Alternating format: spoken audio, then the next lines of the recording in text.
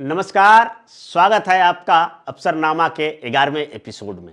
और इस एपिसोड में 71वीं बीपीएससी के लिए अति संभावित करंट अफेयर्स के 100 प्रश्नों को हम फटाफट रिवीजन करवाएंगे और ये 30 मिनट में 100 प्रश्न का रिवीजन हो जाएगा। तो इस वीडियो को शुरुआत से लेकर अंत तक देखना ना भूलें और इसका लाभ उठाएं। तो चलिए लेते हैं आज का पहला सवाल। आज का पहला सवाल है 4 अप्रैल 2025 को छठे बिमस्टेक एक संगठन है जिसका फुल फॉर्म है bay of Bengal initiative for multi sectoral technical and economic cooperation. यह बंगाल के खाड़ी के आसपास लगने वाले देशों का संगठन है जिनमें से भारत प्रमुख है। इसके सदस्य हैं भारत, बांग्लादेश, नेपाल, भूटान, म्यांमार, श्रीलंका और थाईलैंड। तो इसका जो है क्या है कि छठा शिखर सम्मेलन कहाँ आयोजित किया गया। चलिए इसका उत्तर को देखते हैं। तो ये बैंकॉक में आयोजित किया गया। बैंकॉक जो कि थाईलैंड की राजधानी है, क्योंकि थाईलैंड भी बिमस्टेक का एक सदस्य देश है, तो बैंकॉक में आयोजित किया गया। अगला प्रश्न लेते हैं। 6 अप्रैल 2025 को प्रधानमंत्री नरेंद्र मोदी ने श्रीलंका में किन 2 रेल परियोजनाओं का श्रीलंका के राष्ट्रपति अनुराग कुमार दिसानायके के साथ उद्घाटन किया। चलिए इसका उत्तर को जानते हैं फटाफट। तो उत्तर हो गया महो ओमनाथाई और महो अनुराधापुर। ये 2 स्टेशन है श्रीलंका में और इन्हीं 2 स्टेशनों के बीच जो है रेलगाड़ी का उद्घाटन किया। ठीक है, चलिए नेक्स्ट क्वेश्चन पर चलते हैं। तो 7 से 11 फरवरी 2020 के बीच पहला बिमस्टेक युवा शिखर सम्मेलन कहाँ आयोजित हुआ। पहले था कि बिमस्टेक का शिखर सम्मेलन, तो इस बार आ गया युवा शिखर सम्मेलन। तो इसका उत्तर जानते हैं। तो उत्तर हो गया गांधीनगर गुजरात, यानी गांधीनगर गुजरात में ये आयोजन किया गया। नेक्स्ट आइए अगले सवाल पर चलते हैं। तो 5 फरवरी 2025 को अर्जेंटीना ने किस अंतर्राष्ट्रीय संगठन से बाहर निकलने की घोषणा की। अर्जेंटीना जो कि दक्षिण अमेरिकी देश है और ये फुटबॉल में काफ़ी मशहूर है। आप जानते होंगे कि जो मैराडोना थे वो यहाँ के थे। तो अर्जेंटीना ने किस अंतर्राष्ट्रीय संगठन से बाहर निकलने की घोषणा की। ठीक है, तो इसका उत्तर होगा WHO, वर्ल्ड हेल्थ ऑर्गेनाइजेशन, यानी विश्व स्वास्थ्य संगठन से बाहर निकलने की घोषणा अर्जेंटीना ने किया। ठीक है, नेक्स्ट सवाल पर आइए। फरवरी 2025 में green transition alliance India GTI किस देश ने शुरू किया। ठीक है, ग्रीन ट्रांजिशन अलायंस इंडिया किस देश ने शुरू किया। तो इसका आंसर हो जाएगा डेनमार्क। ठीक है, डेनमार्क कहाँ है। डेनमार्क एक यूरोपीय देश है। ग्रीन ट्रांजिशन अलायंस इंडिया की शुरुआत किया। ठीक है, चलिए नेक्स्ट क्वेश्चन पर चलते हैं। तो जनवरी 2025 में अमेरिकी राष्ट्रपति डोनाल्ड ट्रंप ने किस पर्वत चोटी का नाम बदलकर माउंट मैकिनले रखा। Mount McKinley. ठीक है, इसका उत्तर को जानते हैं। तो उत्तर है माउंट डेनाली। ठीक है, नेक्स्ट सवाल पर चलते हैं। जनवरी 2025 में अमेरिकी राष्ट्रपति डोनाल्ड ट्रंप ने मेक्सिको की खाड़ी का नाम बदलकर क्या कर दिया। देखिए वहां भी नाम बदला जा रहा है, अपने देश में तो बदला ही जा रहा है, तो वहां भी बदला जा रहा है। ठीक है, तो मेक्सिको का खाड़ी का नाम बदलकर क्या कर दिया गया। तो अमेरिकी की खाड़ी। ये इस बात से उन्हें आपत्ति था, है ना, कि जो मेक्सिको की खाड़ी है तो क्यों ऐसा नाम रहेगा, क्योंकि तमाम सारे इस प्रकार के नाम यूरोपीय लोगों ने दिया था और अब जहाँ जहाँ ज़रूरत पड़ रहा है तो बदला जा रहा है। चलिए अच्छी बात है। ठीक है, नेक्स्ट सवाल चलते हैं। द 8 ग्रेट पावर्स ऑफ 2025 सूची में भारत का कौन सा स्थान मिला। ठीक है, द 8 ग्रेट पावर्स ऑफ 2025 की सूची में भारत को कौन सा स्थान मिला। ठीक है, तो 5वां स्थान मिला, 5th रैंक इसमें भारत को मिला। ठीक है, नेक्स्ट आइए।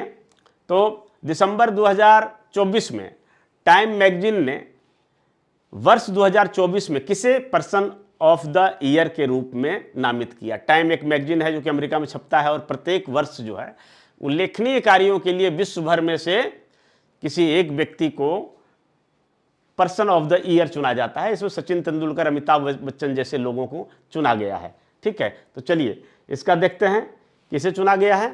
तो डोनाल्ड ट्रंप को टाइम मैगजीन ने पर्सन ऑफ द ईयर चुना। नेक्स्ट सवाल आइए। ठीक है। दिसंबर 2024 में राष्ट्रपति द्रौपदी मुर्मू ने, भारत के राष्ट्रपति द्रौपदी मुर्मू ने नेपाल के किस सेना प्रमुख को भारतीय सेना के जनरल की मानद उपाधि प्रदान की? ठीक है, नेपाल के जो किस सेना प्रमुख के, यानी उनका नाम क्या है, तो उसको भारतीय सेना की मानद उपाधि प्रदान किया। ठीक है, तो जनरल अशोक राज सिगडेल, जनरल अशोक राज सिगडेल है, जिसे कि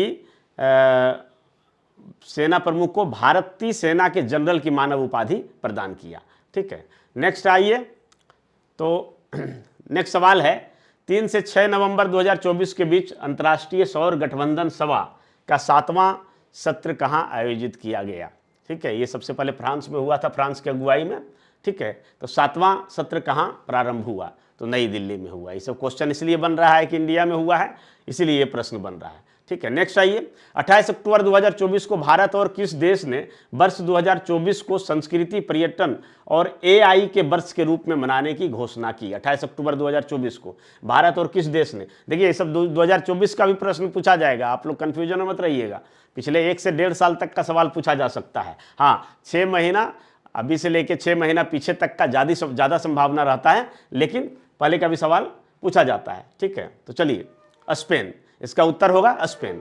नेक्स्ट आ जाइए। अक्टूबर 2024 में किस देश ने चागोस द्वीप समूह की संप्रभुता मॉरिशस को सौंपने का फैसला किया? चागोस एक द्वीप है, ठीक है, द्वीप समूह है, द्वीपों का समूह है, तो उसकी संप्रभुता जो है मॉरिशस को दे दिया जाएगा। ये कौन सा देश है? UK, United kingdom.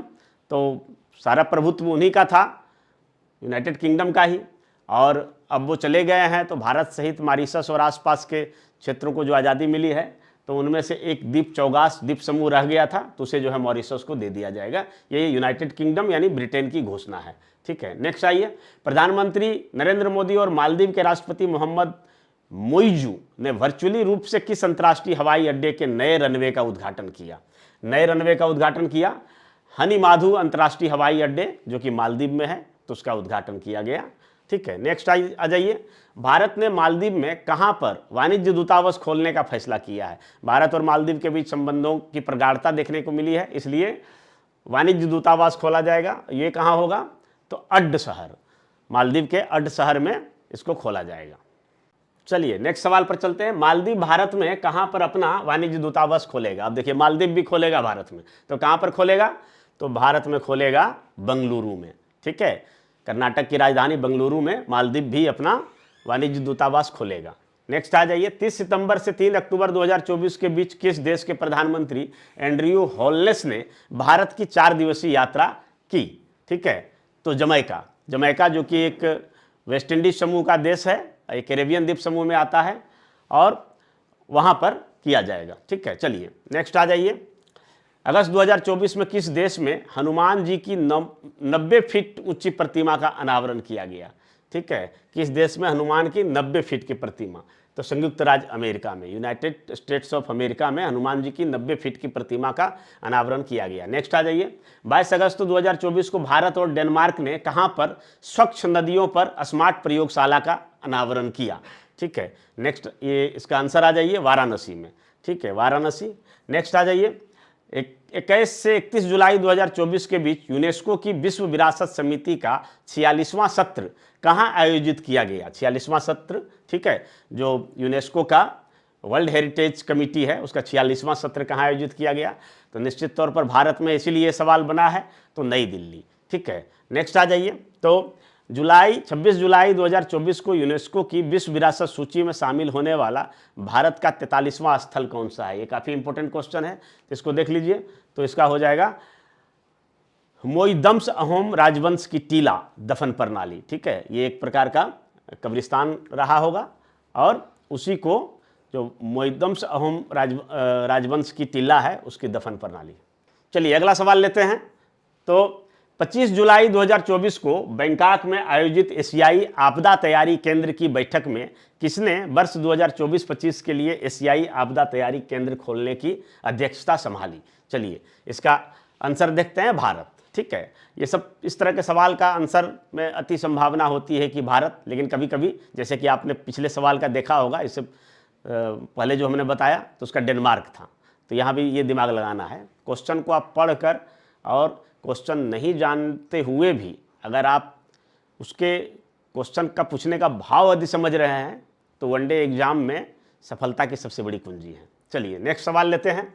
तो 17 जुलाई 2024 को भारत के पहले समुद्र पारीय जन औषधि केंद्र का उद्घाटन कहाँ पर किया गया? समुद्र पारीय यानी उस पार, समुद्र के उस पार, ठीक है, मॉरिशस में।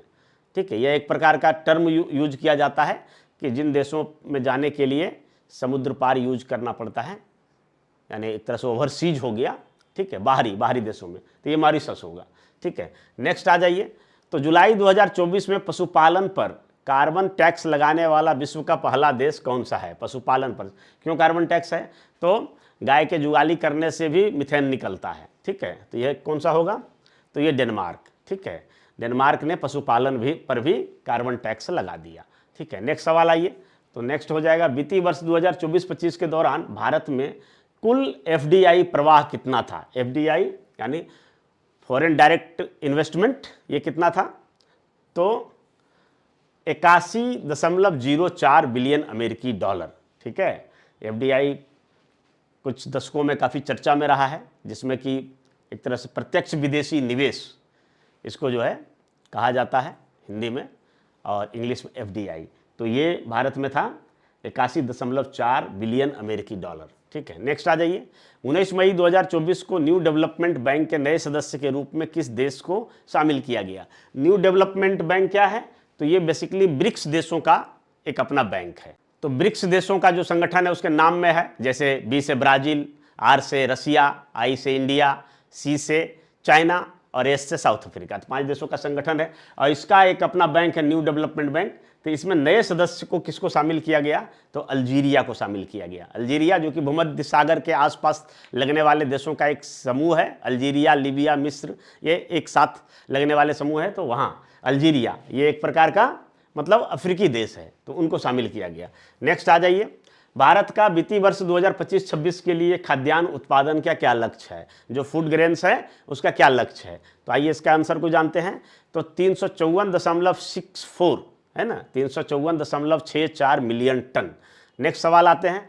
29 अप्रैल 2025 को आरबीआई द्वारा 1,72,80,000 करोड़ का जुर्माना किस बैंक पर नियामक दिशा निर्देशों के उल्लंघन के लिए लगाया गया? ठीक है, आरबीआई द्वारा बैंक पर जुर्माना लगाया गया है काफ़ी भारी भरकम। तो उस बैंक का क्या नाम है? तो ये है भारतीय स्टेट बैंक, जो कि भारत का सबसे बड़ा, सबसे अधिक पूंजी वाला बैंक है भारतीय स्टेट बैंक। तो उस पर लगाया गया। आरबीआई देखिए जुर्माना भी लगा सकता है, ठीक है, और बैंक पर लगा सकता है। तो नेक्स्ट आ जाइए।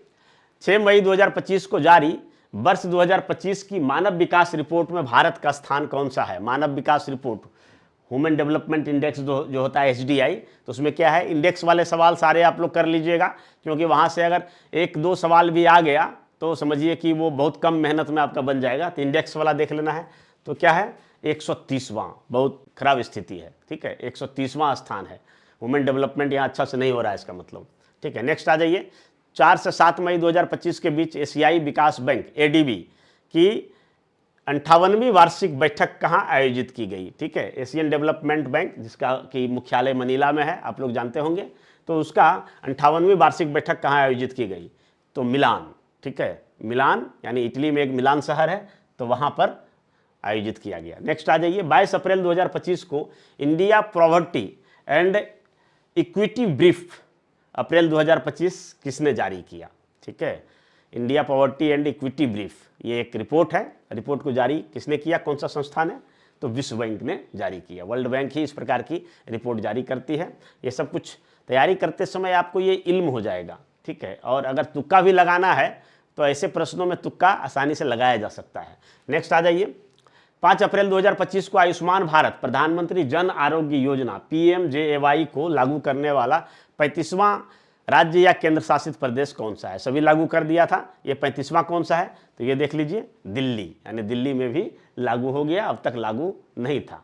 ठीक है, नेक्स्ट आ जाइए। दुनिया का सबसे बड़ा दूध उत्पादक देश कौन सा है? देखिए बहुत अच्छा सवाल है। ठीक है, कभी जो है डेनमार्क हुआ करता था, फिर भारत हुआ, फिर अभी देखिए कौन सा है। ठीक है, तो भारत ही है। ठीक है, यानी बीच में क्या हुआ था कि भारत को पीछे छोड़कर कोई और देश निकल गया था और फिर से भारत बना है, तो भारत हो जाएगा। नेक्स्ट आ जाइए। मार्च 2025 में किन 2 भारतीय कंपनियों ने भारत में सैटेलाइट इंटरनेट के लिए स्टारलिंक से वितरण समझौता किया। और स्टारलिंक किसका कंपनी है? आप लोग देखिए फेसबुक व्हाट्सएप पर भी देखते होंगे, ठीक है। तो उसका उत्तर होगा, ऐसे सवालों के लिए पढ़ने का कोई ज़रूरत नहीं है, ये आराम से आप कर सकते हैं। तो भारतीय एयरटेल और रिलायंस जियो, ठीक है, भारतीय एयरटेल और रिलायंस जियो दोनों ने मिलके एक काम किया है, ठीक है। नेक्स्ट आ जाइए, जैव अर्थव्यवस्था के मामले में कौन सा प्रदेश पहले स्थान पर है? जैव अर्थव्यवस्था, ठीक है, यानी बायो इकोनॉमी के मामले में कौन सा प्रदेश पहले स्थान पर है? ठीक है, तो महाराष्ट्र, जो कि 35.45 बिलियन डॉलर के साथ है, ठीक है। नेक्स्ट सवाल आइए, तो भारत की पहली स्वदेशी एंटीबायोटिक का नाम क्या है? यानी देश में बना, स्वदेश में बना, यानी भारत में बना पहला एंटीबायोटिक का नाम क्या है? तो नाफिथ्रोमाइसिन, नाफिथ्रोमाइसिन, ठीक है। जनरली जो है एंटीबायोटिक विदेशों में ही बनता है, आप जानते होंगे। पहला एंटीबायोटिक बनने वाला जो था पेनिसिलिन, और जिनको बनाने वाले थे अलेक्जेंडर फ्लेमिंग, तो ये भारत में पहला बना है, ठीक है। नेक्स्ट आ जाइए, S&P ग्लोबल द्वारा जारी सस्टेनेबिलिटी ईयर बुक रैंकिंग 2025 में शामिल होने वाला एकमात्र भारतीय बैंक कौन सा है? एकमात्र बैंक जो इसमें शामिल हुआ है, ठीक है, तो ये यस बैंक है। Yes Bank no cash. ये अभी कुछ दिन पहले, कुछ साल पहले जो है क्या हुआ था, यस बैंक डूब गया था, तो ऐसे में एक स्लोगन आया था, यस बैंक नो कैश। चलिए, तो यस बैंक को थोड़ा सा प्रतिष्ठा मिला है। 20 फरवरी 2025 को डिजिटल पायलट लाइसेंस पेश करने वाला दूसरा देश कौन सा है? ठीक है, डिजिटल पायलट लाइसेंस, ठीक है, तो ये हो जाएगा भारत। अब पहला कौन है? तो पहला चीन है, ठीक है, पहला चीन है और दूसरा भारत। नेक्स्ट सवाल पर आइए, मूल्यवान ब्रांडों की ग्लोबल 500 रैंकिंग 2025 में किस कंपनी को शीर्ष स्थान प्राप्त हुआ? मूल्यवान ब्रांडों की ग्लोबल 500 रैंकिंग 2025 में किस कंपनी को शीर्ष स्थान प्राप्त हुआ? तो चलिए, एप्पल जो कि मोबाइल कंपनी है और सबसे दिग्गज मोबाइल कंपनी है, सबसे महंगा मोबाइल होता है, तो उसको मिला है। नेक्स्ट आ जाइए, ब्लूमबर्ग बिलियनियर्स इंडेक्स के अनुसार 500 बिलियन डॉलर की संपत्ति पहुंचने वाला पहला व्यक्ति कौन है? ठीक है, 500 बिलियन डॉलर अभी तक कोई नहीं पहुंचा था, तो ये कौन पहुंचा है? कौन हो सकता है? एलन मस्क, है ना, दुनिया का हीरो, ठीक है, तो ये एलन मस्क। चलिए अगला सवाल, ब्लूमबर्ग की वार्षिक सूची में विश्व का सबसे अमीर परिवार कौन सा है? ठीक है, तो बाल्टन परिवार, जो कि अमेरिका में रहता है, ठीक है, बाल्टन परिवार सबसे अमीर परिवार है। नेक्स्ट आ जाइए, अपनी खरीद प्रक्रिया को पूरी तरह से सरकारी ई मार्केट प्लेस से जोड़ने वाला भारत का पहला राज्य कौन है? ठीक है, पूरा जो प्रोक्योरमेंट प्रोसेस है उसको पूरी तरह से सरकारी ई मार्केट प्लेस से जोड़ने वाला पहला राज्य कौन सा है? तो उत्तर प्रदेश, ठीक है। नेक्स्ट सवाल पर चलते हैं, तो आ जाइए, वर्ष 2023-24 में भारत का सबसे बड़ा दूध उत्पादक राज्य कौन सा था? भारत का सबसे बड़ा दूध उत्पादक राज्य, सबसे बड़ा दूध उत्पादक देश तो भारत है, लेकिन भारत में कौन सा राज्य है? तो उत्तर प्रदेश। उत्तर प्रदेश देखिए लगातार नाम आ रहा है, ठीक है। नेक्स्ट आ जाइए, 25 से 29 सितंबर 2024 के बीच उत्तर प्रदेश का इंटरनेशनल ट्रेड शो 2024 का आयोजन कहाँ किया गया? इंटरनेशनल ट्रेड शो 2024 का आयोजन कहाँ किया गया?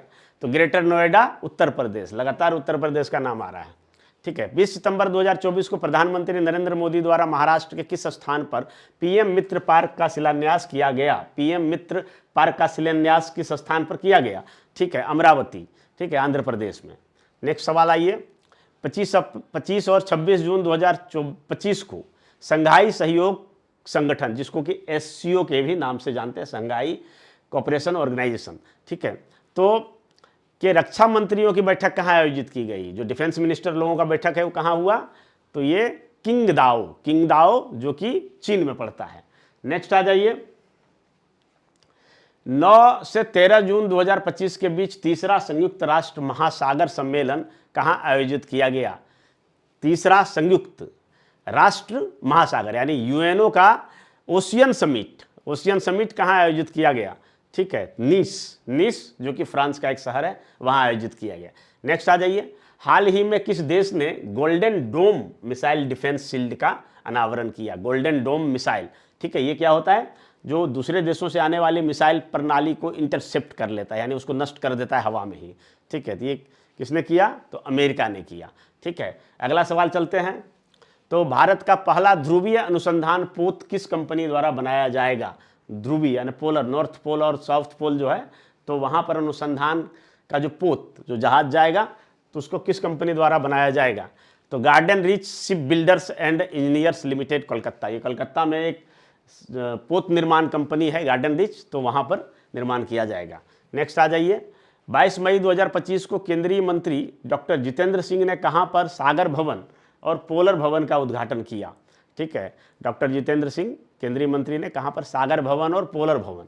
ठीक है, तो राष्ट्रीय ध्रुवी एवं समुद्री अनुसंधान केंद्र गोवा में राष्ट्रीय ध्रुवी यानी national polar and ocean research centre है गोवा में, तो वहाँ पर किया गया।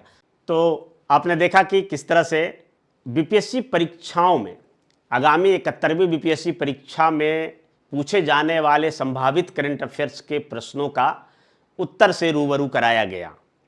आगे ऐसे ही आपको हम करंट अफेयर्स का रिवीजन कराते रहेंगे। अगर आपको यह वीडियो अच्छा लगा, ये कलेक्शन अच्छा लगा, तो उसे लाइक कीजिए। आप और आगे क्या चाहते हैं कमेंट कीजिए, और शेयर कर देते हैं तो और भी लोग लाभान्वित हो जाएगा। तो चलिए मैं एक स्लोगन के साथ अपने इस क्लास को समाप्त करना चाहता हूँ। मूल्यवान लक्ष्यों की लगातार प्राप्ति का नाम सफलता है। अगर आप ईश्वर की सर्वश्रेष्ठ कृति हैं, अगर आप अपने को मनुष्य समझते हैं, मानव समझते हैं, ठीक है, तो मानव जब जोर लगाता है पत्थर पानी बन जाता है। तो एक सफलता के बाद रुक मत जाइए, क्योंकि लगातार प्राप्ति का नाम ही सफलता है। जो लक्ष्य है आपका, हमेशा लक्ष्य बदलते रहना चाहिए। एक लक्ष्य को प्राप्त कर लिए तो दूसरा लक्ष्य आपके नज़रों के सामने होना चाहिए और उसे प्राप्त करने की जिद होनी चाहिए। क्योंकि अगर सफलता, पढ़ाई में सफलता की बात करते हैं और कोई एक लक्ष्य को प्राप्त करने के बाद यदि रुक जाते, तो जब आपने किसी वर्ण का पहला अक्षर सीखा था लिखने के लिए, चाहे वो क हो या ए हो, तो पहली सफलता वो था। तो वहाँ नहीं रुके, फिर आगे बढ़ते रहे, फिर 5 क्लास पास किए, 10 किए, फिर इंटर किए, ग्रेजुएशन किए, और फिर अगर कहीं एक सरकारी नौकरी में अगर आपको सफलता मिल जाती है तो जीवन वहीं समाप्त नहीं हो जाती है, और सफलता की राह भी वहाँ नहीं समाप्त हो जाती है। आपको आगे भी कैरियर अपॉर्चुनिटी, अपने समाज, देश और परिवार का नाम रोशन के लिए कुछ ना कुछ करते रहना चाहिए, कुछ ना कुछ लक्ष्य बदलते रहना चाहिए। धन्यवाद। जय हिंद।